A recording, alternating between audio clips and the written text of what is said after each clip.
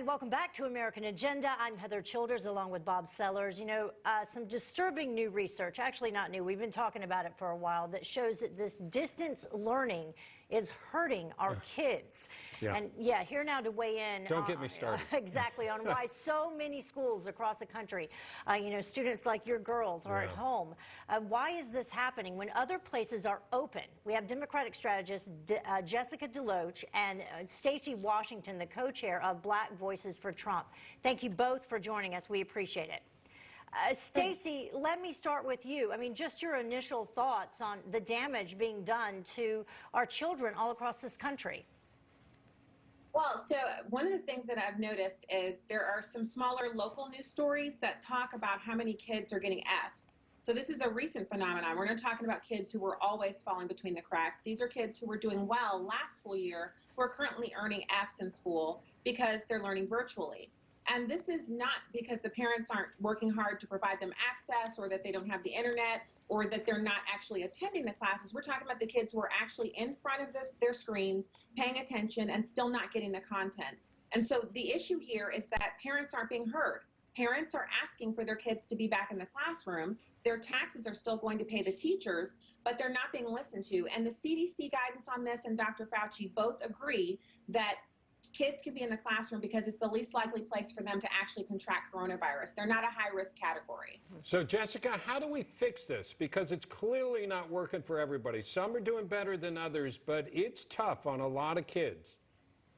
Absolutely. I think Stacy did a very good job at highlighting a lot of the big issues that we face with having children learning remotely. I can't tell you how many friends I've spoken to who have children who are learning from home. These are A and B earning students who are now performing far below what their parents are used to seeing. At this point, the only solution that I can think of that makes sense is throwing more money at schools in order to guarantee a safe environment for not only the students but the teachers who are charged with teaching them. If we can keep the teachers safe and we also can continue operating with the understanding that children are a low-risk pool, then we will be able to bring our students back into that type of learning environment. We are doing them a tremendous disservice by robbing them of this period of their lives where they are meant to be socializing, meant to be learning in a controlled environment. And I think that the only answer that we have at our disposal right now is putting more money into these schools to creating safer and healthier environments for everyone involved. Yeah, Stacy, is that the answer, to put more money into our schools? And why aren't we doing what we hear all of these politicians saying, you know, listen to the science, when Dr. Fauci, as you said, has said our students need to be back in school? Who is keeping our kids from being back in school? So I love teachers, so I'm not speaking out against teachers, but first of all, I was really happy to hear Jessica agree with me that the kids need to be back in school. And I think this is a bipartisan issue, and so it's great to have both of us in agreement on that. Who's keeping the kids out of schools? Well, it's the teachers' unions. And so the teachers' unions sometimes don't represent the wishes of their constituents, which are the teachers themselves. I have to point out that our daughter, we have one left at home, 2 in college, and our college students are learning remotely, but our high school daughter attends a private Christian school. Because it's a private Christian school, they heard from parents all summer long, and they decided to reopen.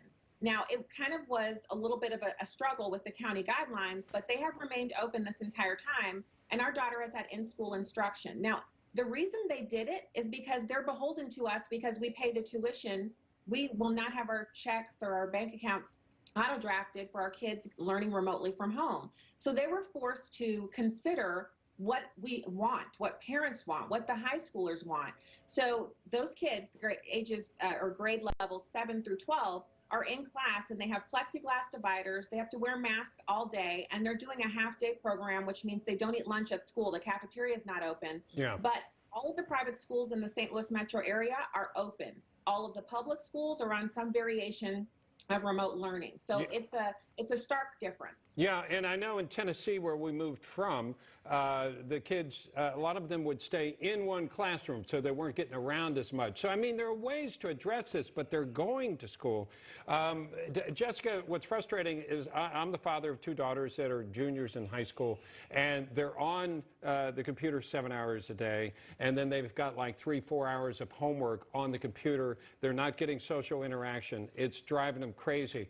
Now, we mentioned teachers' unions. How do you get enough political pressure to do what you're suggesting even, to get people back in school? How do you go around the unions? Is that what's necessary here? Well, really, what would make a lot more sense is if, I mean, the teachers' unions, they're beholden to teachers. That is their job, to represent the best interest of the teachers. And so I can understand why it's very frustrating when you have significant pushback from the teachers' unions. But I think. And Jessica, excuse me so much for interrupting you, but my wife is a teacher, but she wants to go back. But you've got people who run the unions that don't want them back. Sure, and I understand that. I mean, I think a larger consideration here would be if I'm thinking like a teacher, if I'm thinking like my friends and relatives who are teachers, and I think about all of the money that they use, all of their personal money that they use to buy their own supplies, they don't really feel very confident that there's going to be funding set aside to keep them safe so that they can perform at a high level, so that they can do their jobs, because their safety matters too. The problem is that until we take care of all of these logistics, we're going to be at an impasse. And no matter what, these students are suffering the most because they're not learning. Like you said about your daughters, they're in front of computer screens literally all day, which is so incredibly unhealthy. So I really do believe that this is a matter of the proper funding for the right resources so that we can get life back on track as much as possible at this time. Yeah. Jessica, Stacy, thank you so much. It's a conversation I think we need to have, and we need to push forward. We can't just keep talking about it. We need to start doing things about it to get them back in class. That's my opinion. I hope you agree with that, but thank you so much for talking with us. Thank you.